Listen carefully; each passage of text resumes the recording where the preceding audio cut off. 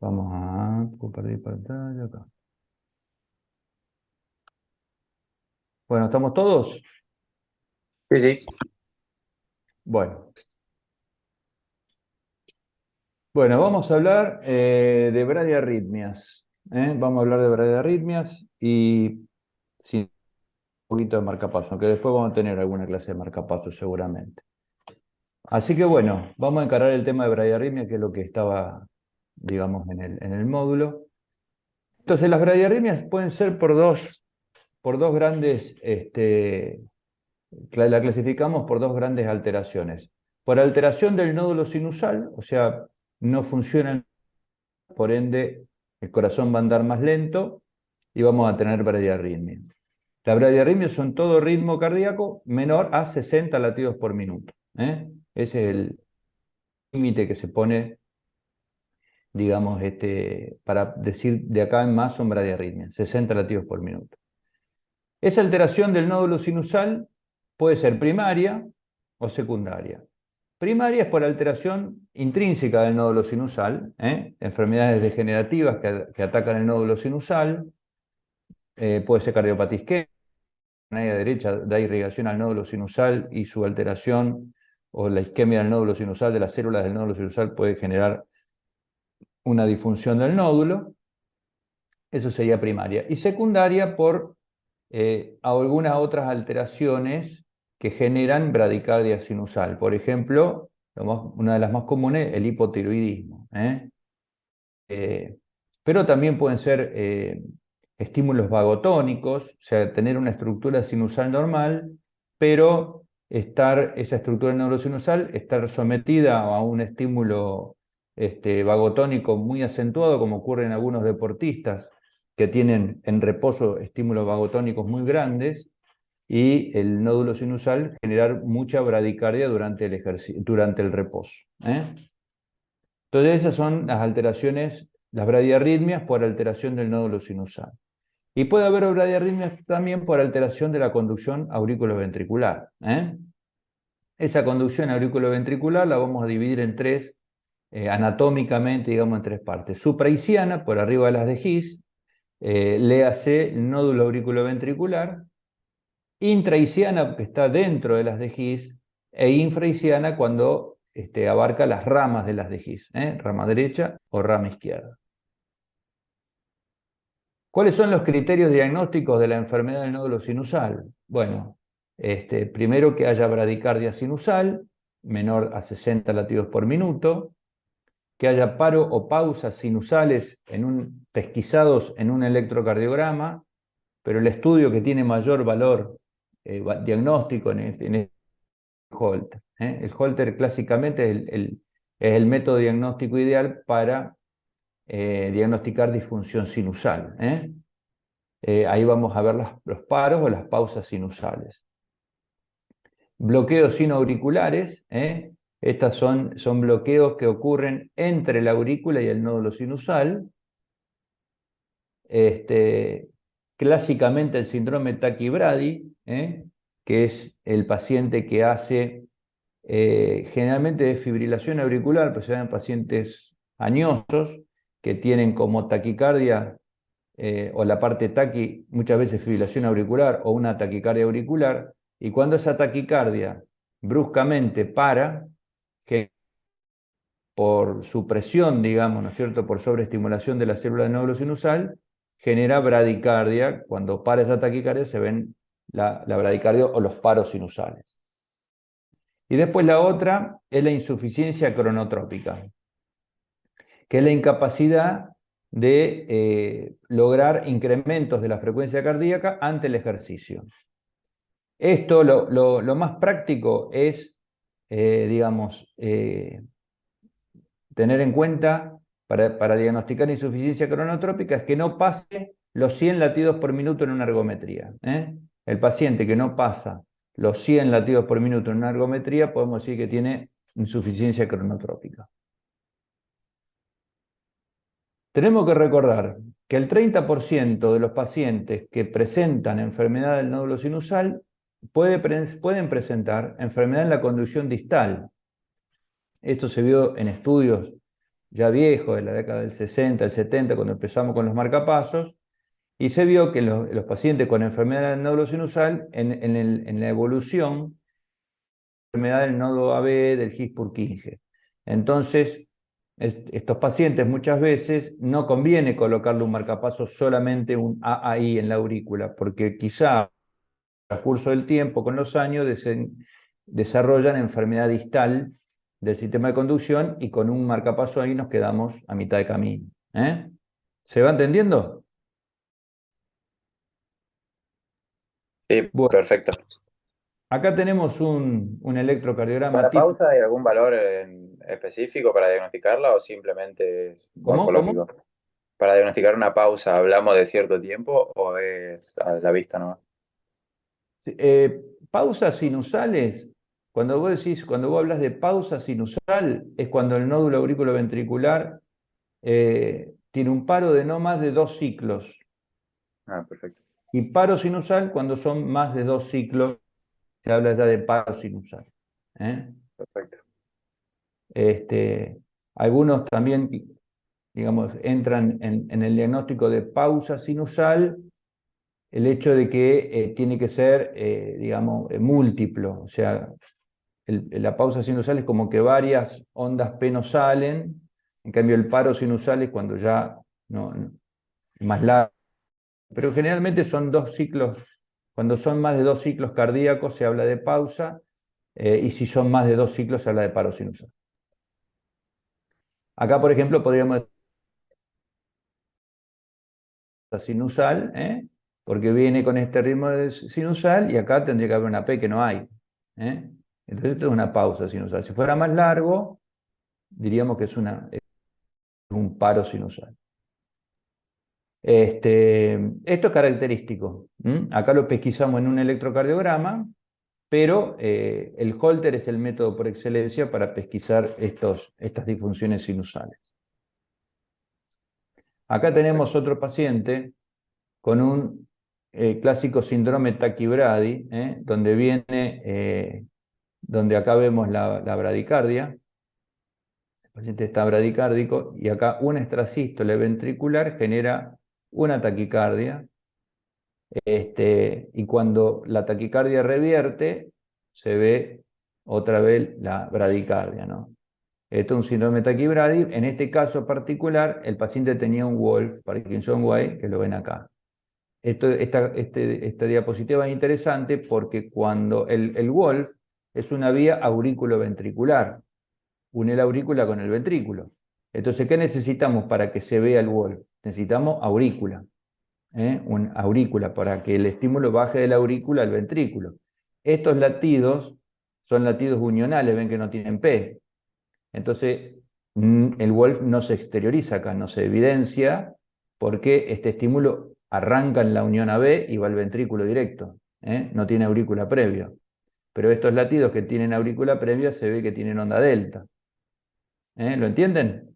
Entonces esta es una taquicardia mediada por una vía accesoria, como dijimos en la clase, taquicardia ortodrómica, la P está ahí, más de 80 milisegundos.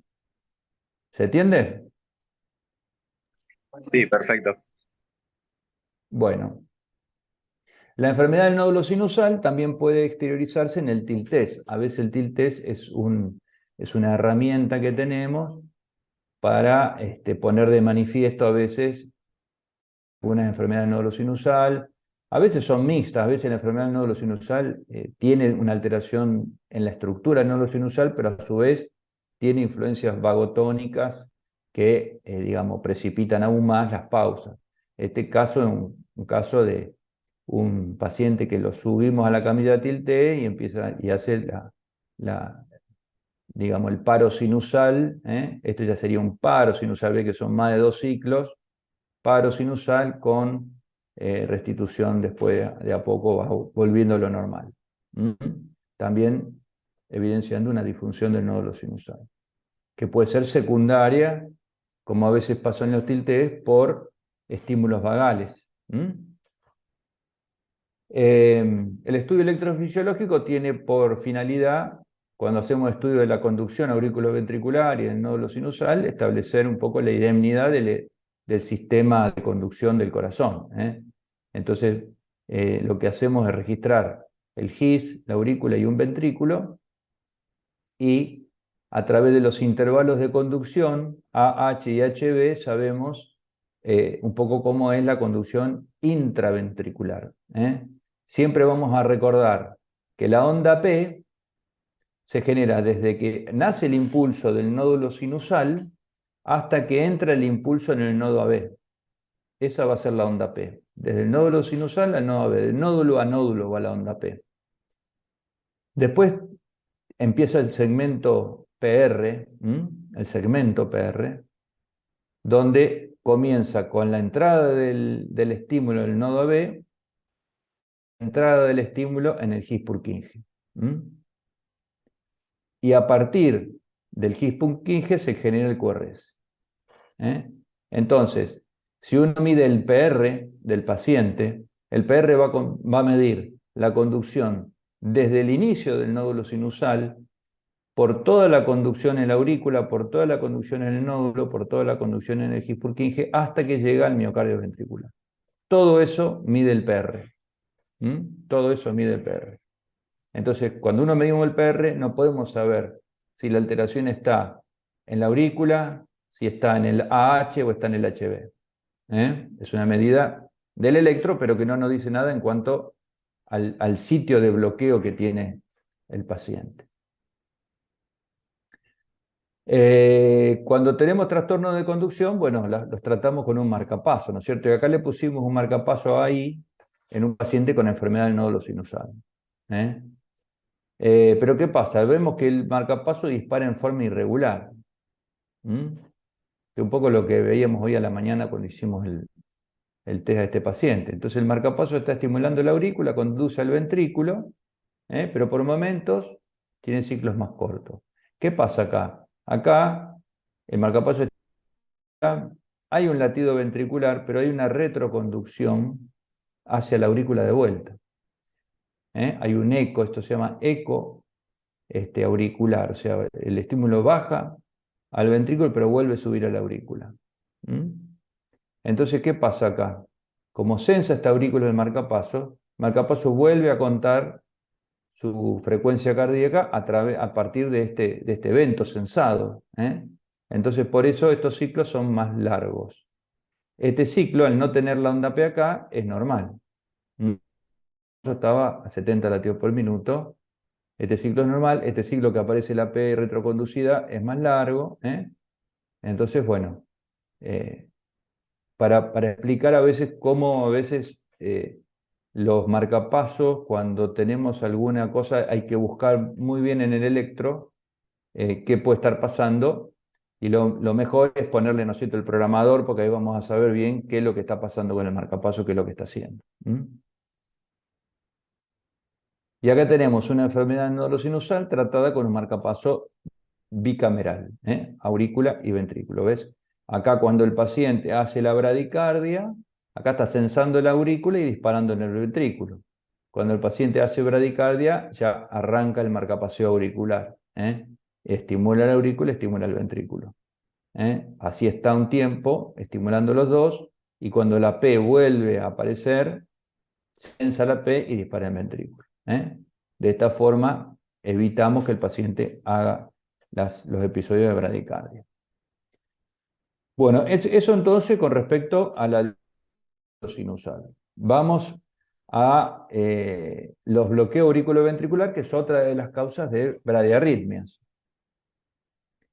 Entonces vamos a clasificar de dos maneras. Según el sitio de bloqueo, vamos a decir supraisiano, infraisiano o intraisiano. Esto es una clasificación importante porque a partir de esto vamos a poder, digamos, tener un pronóstico y saber si el paciente vamos a tener que colocarle un marcapaso transitorio, por ejemplo, o no. Siempre los ritmos supraisianos, que están arriba del GIS, son mucho más estables, porque el ritmo de escape va a ser un ritmo de escape de la unión, unional. O sea, unional significa nodo AB o las ramas más proximales del GIS. cuando tenemos un bloqueo intraisiano, ya es más bajo, ya podemos tener algún escape, pero de las ramas distales del GIS, que no son tan estables. Y si el bloqueo es infraisiano, ya vamos a escapar con las ramas de la de GIS, ritmos totalmente inestables, que se llaman ritmos idioventriculares, que pueden agotarse y generar asistolia. Entonces siempre los intra o infraisianos siempre les vamos a poner marcapaso transitorio. En cambio los supraisianos siempre vamos a tratar de no colocarle el transitorio, de hacerle isoproterenol para que escape algún ritmo alto. Ese es un poco siempre el criterio. Y la clásica clasificación electrocardiográfica, primer grado, segundo grado y tercer grado, que ahora lo vamos a ver. Acá tenemos un bloqueo AB del primer grado, que consiste en la prolongación del intervalo PR más allá de los 200 milisegundos. Acá vemos un clásico ejemplo de un bloqueo AB de primer grado. Este paciente tiene IQRS angosto, y estos bloqueos de primer grado a veces lo que generan es una alteración hemodinámica del llenado ventricular. Ustedes saben que la onda E es la onda de llenado ventricular, y al final está la onda A, que digamos, la contribución de la patada auricular al llenado ventricular, y después viene el QRS. Entonces hay veces que cuando el PR es muy largo hay una discoordinación y hemodinámicamente puede ser, digamos, detrimental. Los bloqueos B de segundo grado son de dos tipos, el MOVITz 1 y el MOVITz. ¿Y qué se puede hacer con eso? ¿Con el bloqueo de ¿Cómo? primer grado? ¿Se hace algo? Mira, a veces los bloqueos B de primer grado se coloca marcapaso. Yo tengo algunos pacientes con marcapaso, bloqueos de primer grado muy grandes, con pacientes, por ejemplo, tengo un paciente hipertrófico que miocardiopatía hipertrófica, un PR largo, y que necesitaba, o sea, hemodinámicamente lo alteraba muchísimo, porque no tenía llenado ventricular. El llenado ventricular era malísimo, porque la onda E y la onda A estaban alejadas, y después ocurría la sístole ventricular muy alejado, y el marcapaso lo mejoró un montón. Lo dejó totalmente asintomático. El paciente era Claro. sintomático por disnea y lo 100%. No, si son asintomáticos no, pero tener en cuenta, paciente sintomático con disnea, muchas veces los que tienen miocardiopatías asociadas, hipertrófica, dilatada, restrictiva, hay veces que el intervalo PR largo lo embroma bastante. ¿eh? Entonces, si tienen síntomas, una de las cosas que se puede hacer es colocar un marcapaso bicameral, el electrodo ventricular colocarlo lo más fisiológico posible, si es posible, estimulando el sistema de conducción, y entonces le acortás el PR y lo mejorás hemodinámicamente. Bueno, bloqueo B de segundo grado. Si no, bueno, el bloqueo B de primer pacientes, digamos, asintomático, hay que hacer un seguimiento. Seguimiento con Holter, electrocardiograma, anualmente, nada más que eso. Bloqueo B segundo grado, dos tipos, MOVIT 2 y MOVIT 1. Empezamos por el MOVIT 2. El MOVIT 2 es el más grave, digamos, ¿no es cierto? Es la súbita interrupción de una onda P sin alargamiento del PR. En estos bloqueos, el 70% aproximadamente, o el 80% de los MOVIT 2 a bloqueo de rama en el electrocardiograma. ¿Por qué? Porque hay una alteración en el GIS distal. O sea, el MOVIT 2 siempre es isiano o infrisiano, nunca es nodal. No existe el bloqueo de MOVIT 2 en el nodo AB. Entonces, cuando uno tiene un bloqueo MOVIT 2, siempre es por debajo del nodo AB. His-Purkinje ramas. Y como es por debajo del nodo AB, siempre puede haber en un porcentaje alto, 70-80% de los casos, bloqueos de rama, porque está hablando de la degeneración distal del sistema de conducción. En este tipo de bloqueo, el MOVIT 2, cuando uno lo sospecha, y lo ve así en el electrocardiograma que súbitamente se interrumpe la onda P, una maniobra diagnóstica puede ser el masaje seno carotidio. ¿Qué pasa? Con masaje seno-carotidio, usted al hacerle masaje seno-carotidio van a hacer que el nódulo sinusal ande más lento. En general, hay las dos carótidas. Una carótida siempre tiene más efecto sobre el nódulo sinusal, que generalmente la derecha. La izquierda tiene más efecto sobre el nodo AB. Puede haber cambios también. Siempre conviene hacer de los dos lados. Pero si uno con el masaje seno-carotidio logras generar un poco de bradicardia sinusal y mejorar el bloqueo, como ocurre en este caso, fíjense que el paciente está con un 3-1 acá. Acá empieza a hacer el masaje y pasa un 4-1 y acá mejora la conducción. Se le va el bloqueo. Eso es porque ven, fíjense que si ustedes tienen una buena visión, van a ver que acá está más taquicárdico y acá se va enlenteciendo la conducción. Al enlentecerse un poquito la conducción, se recupera mejor las fibras del gis Purkinje y entonces empieza a conducir mejor el latido. Entonces, clásicamente, el Movit 2 con masaje seno-carotidio mejora.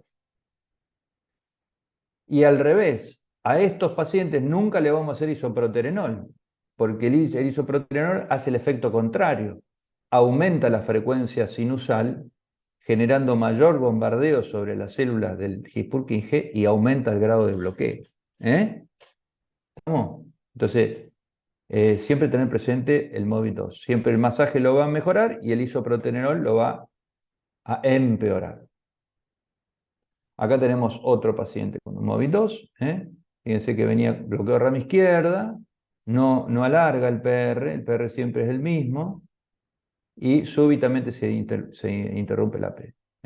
Otra vez, un bloqueo de rama izquierda tenía el paciente. O sea, estos casos son casos que son mucho más graves, van casi seguros a marcapasos, y no tenemos que ponerle isoproterenol. Muchas veces esto van a marcapaso transitorio. Siempre el primer PR, después de la P bloqueada, hay que mirarlo y compararlo con el último PR antes de bloquearse. Fíjense ustedes que es igual. Si fuera un Movitz 1, siempre el PR después del bloqueo siempre es mucho más angosto, más rápido, y el último PR es el más lento de todos. Bueno, acá tenemos otra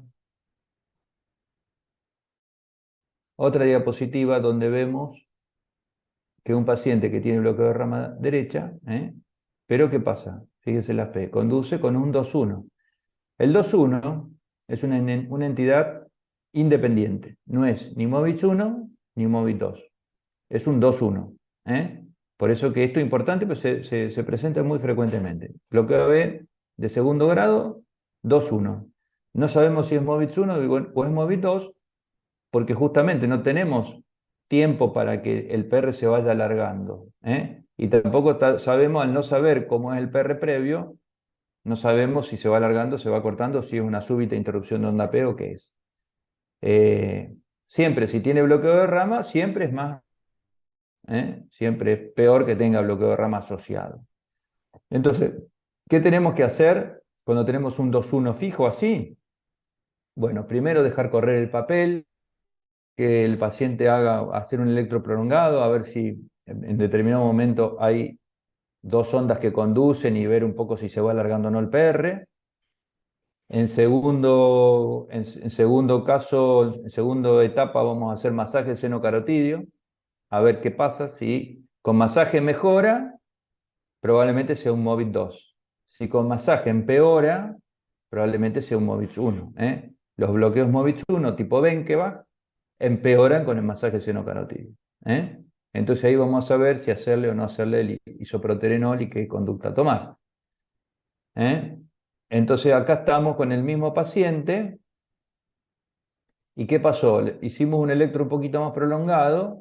Fíjese, este era el otro que tenías un Movitz, un 2-1 fijo. Y acá tuvimos la suerte de que haya dos P conducidas. Condujo esta y condujo esta. ¿Y qué ven acá? ¿Cómo está el PR este con respecto a este? Se va alargando. Entonces, con esto ya saben, es Movitz 1, se va alargando el PR. ¿Qué hacemos? Isoproterenol. Lo vamos a mejorar con isoproterenol. Si hubiéramos visto que no se alarga el PR, entonces le ponemos un transitorio. antes de hacer la isoproterenol. ¿Se entiende?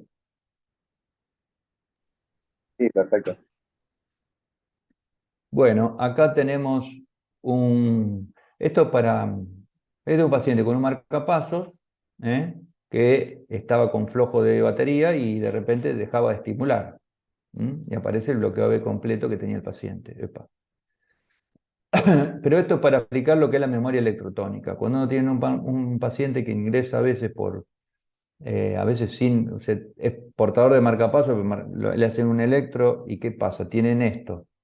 Ustedes no ven esto, porque el paciente ya el marcapaso no emite más espiga, y lo que ven es esto, y ven un QRS angosto bloqueado el paciente y con una T negativa en toda la cara. Bien, toda T negativa. Y entonces piensan, lo primero que piensa la mente del cardiólogo, que no le dio clase a un arritmólogo, dicen que es isquémico. Pero no, esto usted tiene que saber que no es isquémico, esto es memoria electrotónica. El paciente tiene un marcapaso y fíjense que la T sigue al eje mayor del QR siempre.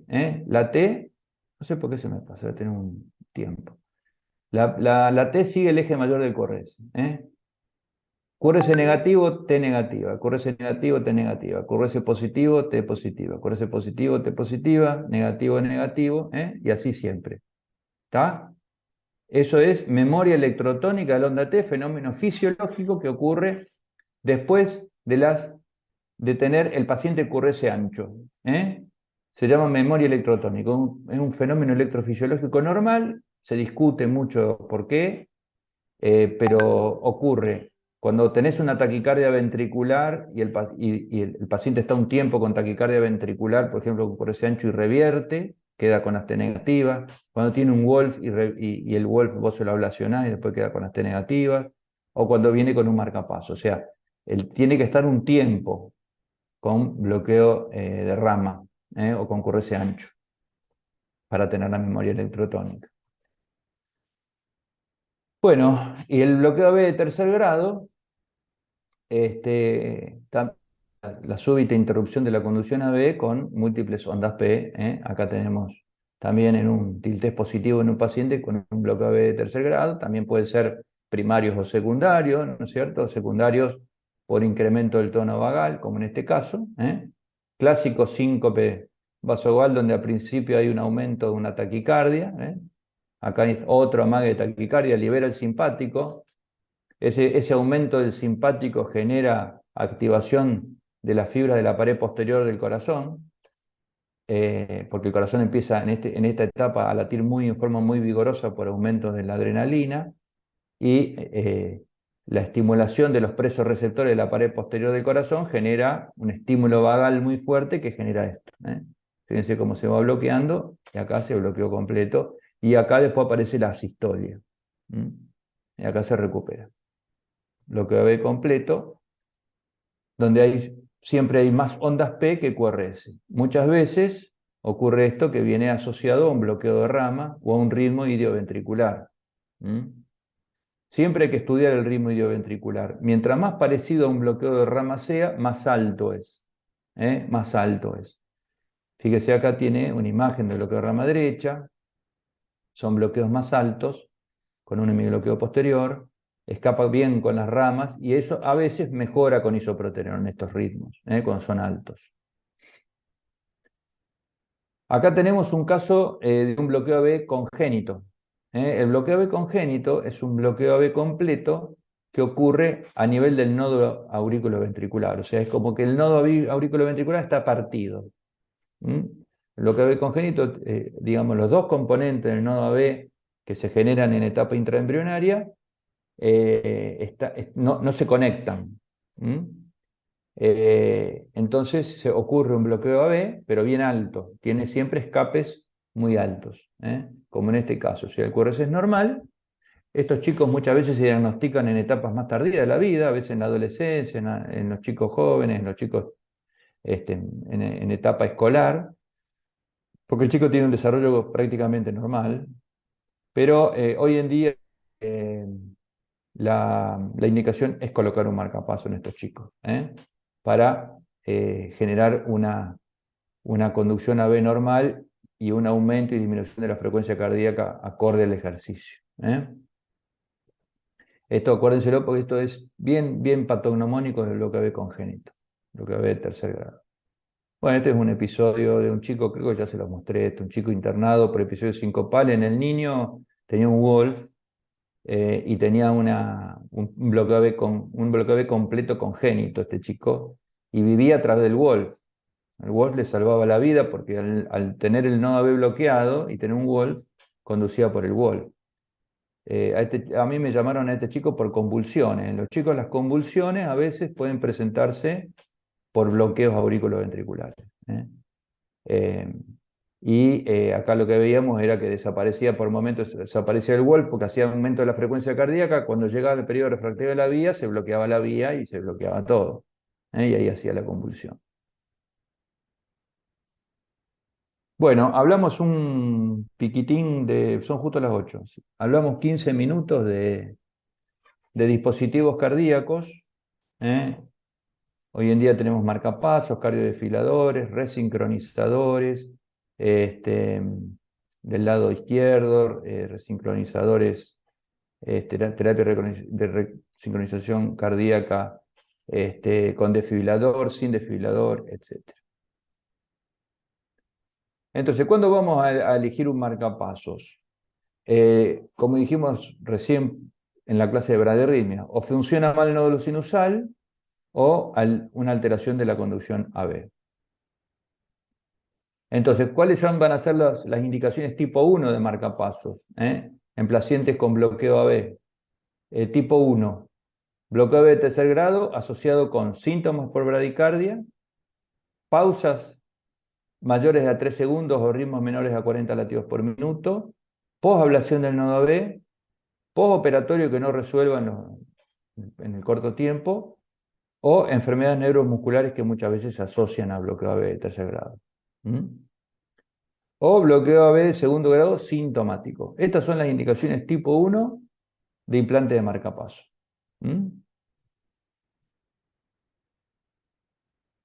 O sea, en los pacientes de tercer grado casi siempre, ¿Y el y AB21? de segundo grado el sintomático. El AB21. El AB21 no se coloca acá porque, como dijimos, ese hay que definirlo. O es un MOVIX 1 o es un MOVIX 2. Eso lo tenemos que definir. Y si no, electrofisiológico y ver bien el nivel de bloqueo. Por eso digo que es una entidad aparte. Bueno, este es otro caso donde vemos paciente que viene, este es como el caso que yo le decía, T negativa, uno ve que el PR en lugar se va cortando, en realidad hay una P en el medio, y este caso es un paciente que venía portador de marcapasos, que viene con síncope, porque el marcapaso no se lo controló nunca, y eso se veía mucho en el pasado, ahora cada vez se ve menos, pues los marcapasos se controlan más, pero antes le ponían el marcapaso al paciente y el paciente vaya tranquilo que tiene marcapaso, no venía nunca mal a consulta y a los 7, 8 años venía así, con síncope, y el marcapaso botado. Eh, tipo 2, tipo 2. Tipo 2 son los casos en que hay, digamos, no hay consenso general. Hay gente a favor y hay gente en contra de implantar el marcapaso. Por eso el tipo 2 después se clasificó en 2A, donde hay más gente a favor y contra, y el 2B hay gente más en contra que a favor. Pero bueno, el tipo 2 son grises, pero en general prima la mentalidad de colocar el marcapaso. O sea, si vos tenés un bloqueo de completo, pero asintomático, pero si tenés síntomas por radical ya no es asintomático. Pero con menos de 40 latidos por minuto le ponemos marcapaso, por más que sea asintomático el paciente. El MOVIX 2 asintomático también va a marcapaso. Dijimos que el más ominoso, el más grave, bloqueo AB de segundo grado, MOVIX 2, la súbita interrupción de la onda P, generalmente asociado con bloqueo de rama, mejora con el masaje. Ese le ponemos marcapaso. ¿Qué pasa con el MOVIX 1? El MOVIX 1 es el alargamiento progresivo del PR, hasta que uno falle, tipo Benkevac. Ese sí lo podemos hacer el estudio electrofisiológico, el MOVIX 1, porque si es intra o infraisiano, sí va a marcapaso. El MOVIX 1 puede darse en el nodo B o puede darse en cualquier estructura. O sea, la de Ben que va puede darse en cualquier estructura del corazón, en las ramas, en el haz de His, en el nodo sinusal, puede haber MOVIX 1. En cambio, el MOVIX 2 es del His-Purkinje. Entonces, si tenemos un MOVIX 1 que se da en el His o debajo del His, también va a ir a marcapaso porque es un bloqueo intra o infrariciano.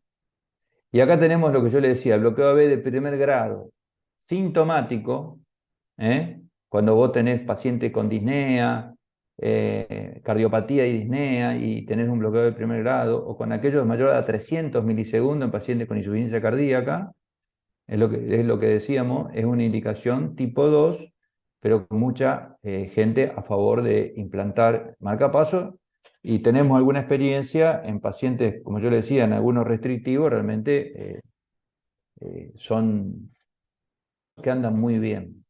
Muy bien cuando vos haces bien la correlación, ecodoppler, ver bien que el déficit es de llenado, que lo va a mejorar, tiene una onda A más cerca de la onda ventricular, etc. Entonces acá tenemos el MOVIX 1, como dijimos, es la conducción cada vez más larga del PR hasta que una P falla. Entonces lo que decimos, siempre ver el último PR después de que la P falla, que va a ser el más corto, compararlo con el más largo de todo, que es este. Este es un caso bien extremo. Y fíjense cómo la mayoría de estos, la periodicidad de Benkebach, fíjense cómo el alargamiento del PR es a expensas del AH, o sea, de la conducción por el nodo AB, entre la aurícula y el nodo AB. Acuérdense lo que decíamos al principio de lo que es el intervalo PR, todo lo que es PR. Entonces, fíjense cómo lo que se alarga es el AH. Fíjense, este AH es más corto y este AH es mucho más largo. Y acá hay una aurícula sin His. Quiere decir que el nodo AB es el responsable de este bloqueo AB tipo Benkema. Entonces, en estos casos, dijimos, está indicador isoproterenol.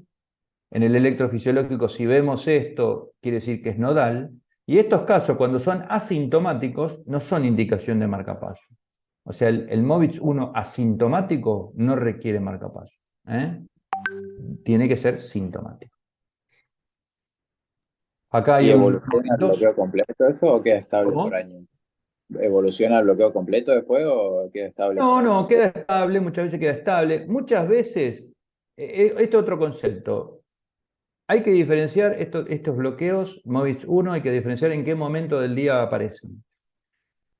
Porque yo tengo muchas consultas que me mandan bloqueo AB de MOVIX 1 nocturnos, en los holter. Mirá, me mandaron un paciente, qué sé yo, fíjate este paciente, mirá el bloqueo que hace a la noche. Los bloqueos, el MOVIX 1 nocturno es un fenómeno fisiológico. Puede darse y es un fenómeno fisiológico. No implica que el paciente tenga que poner sus marcapasos. Es un hallazgo sumamente común en el holter durante la noche. Se da muchas veces en pacientes jóvenes, entrenados, vagotónicos, etcétera, y no genera ningún problema digamos, de pronóstico ni de nada de eso.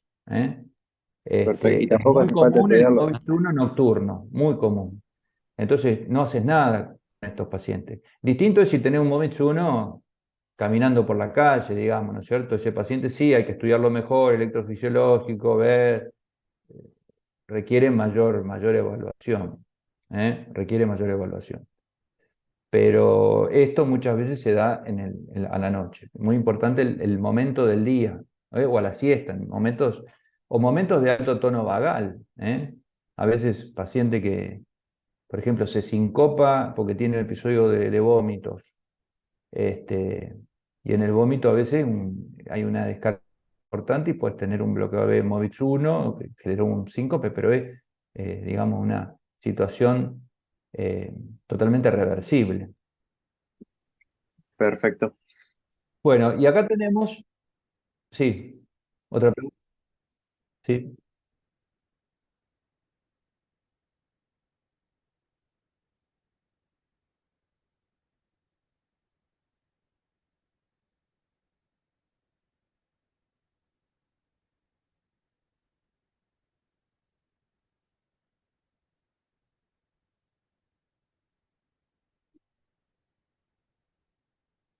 Lo más probable es que haya sido algo ocasional, porque terminó bruscamente. Siempre, viste, se busca que terminen en forma pausada, porque justamente lo que puede pasar es que vos venís con un estímulo simpático muy alto y cuando vos dejás de correr, eso se revierte y hay un influjo vagotónico ahí.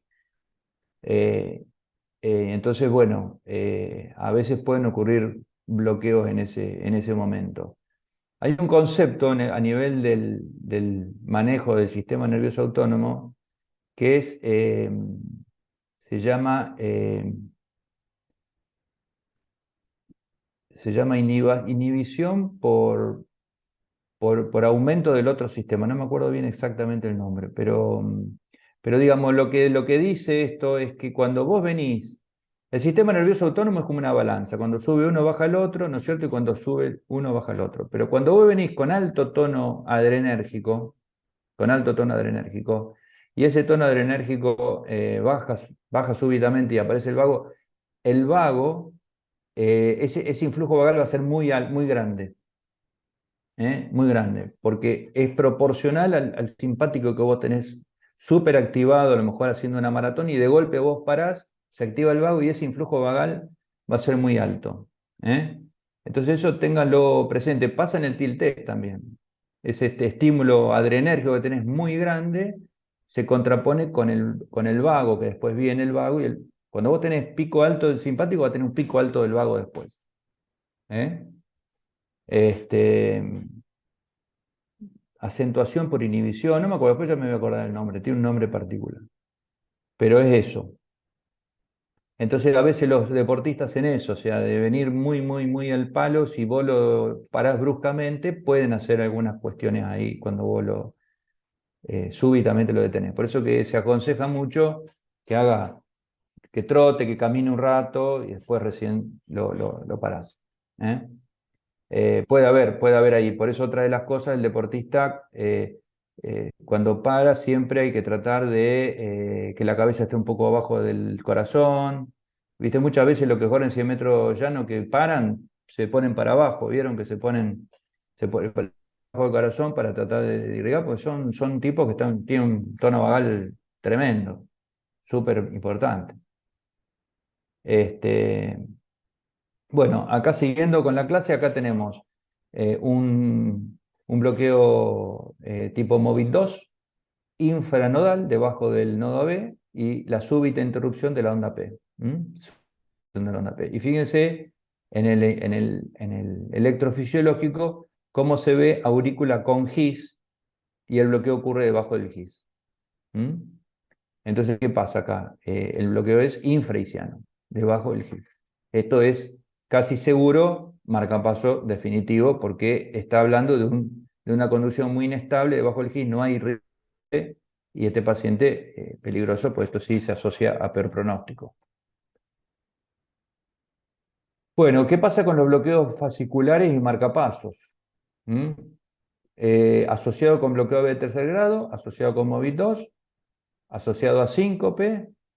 Siempre hay que descartar taquicardia ventricular cuando tenés bloqueos de rama en el electrofisiológico, porque muchos pacientes tienen asociada TB, o cuando tienen un HB más de 100 milisegundos. Entonces, cuando le ponemos marcapaso a un paciente que tiene bloqueo de rama derecha, o bloqueo de rama izquierda, o bloqueo de rama derecha y bloqueo anterior, o bloqueo de rama un hemibloqueo posterior, cuando está asociado con esto. Tercer grado, MOVID 2, síncope o HB largo.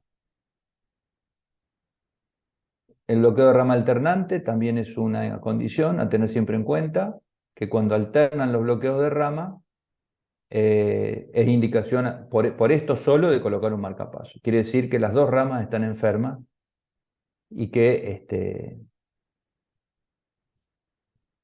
bueno, que hay que ir a un marcapaso. Acá tenemos este paciente, fíjense en B1, cuando conduce con bloqueo de rama izquierda tiene un PR de 250 milisegundos. Y cuando conduce por la rama derecha tiene un PR de 280 milisegundos. Yo pregunto, ¿qué rama está peor? ¿La derecha o la izquierda? A ver quién me lo responde.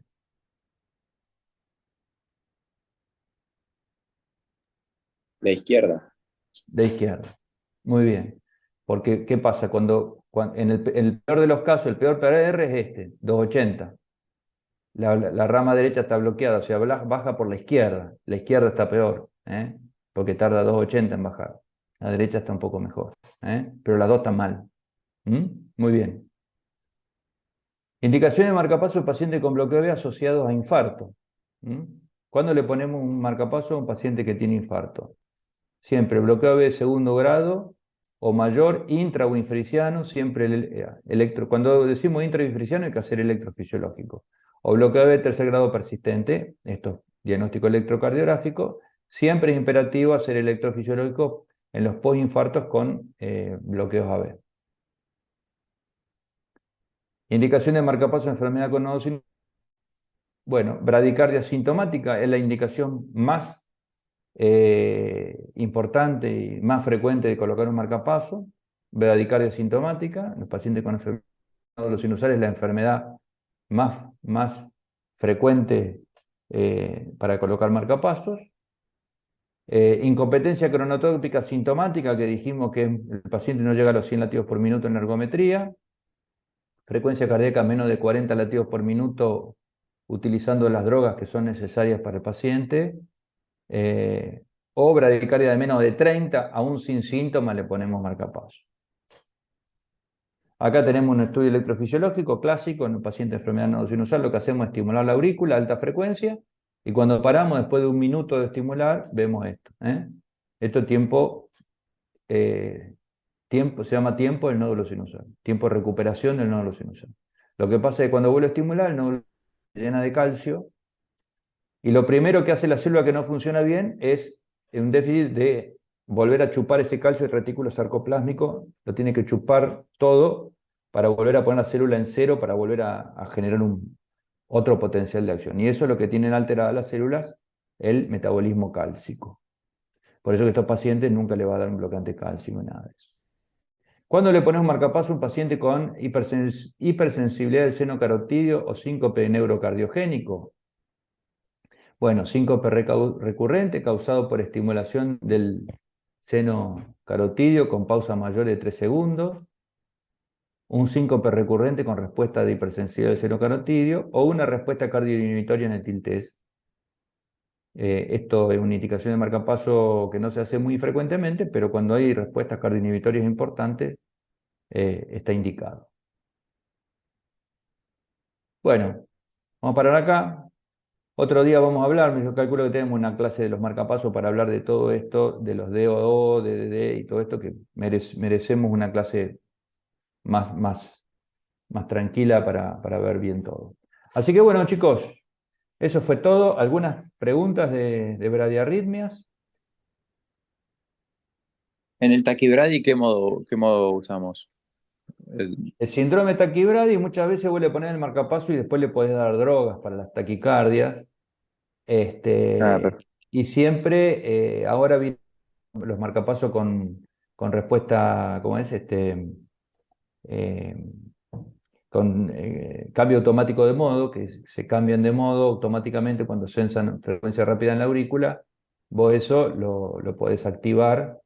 Y le decía al marcapaso, mira, cuando la frecuencia auricular sobrepasa súbitamente los 130 por minuto, los 120, se lo programás vos, se transforma en DDI, entonces no te va a traquear las frecuencias rápidas auriculares. Esas son todas cosas que se pueden hacer, que después lo vamos a charlar tranquilo cuando vemos todo esto de los modos de estimulación. Excelente. Gracias. Bueno, chicos, nos estamos Gracias. viendo. Chau, chau. Gracias. Gracias, De Doc. nada, de nada.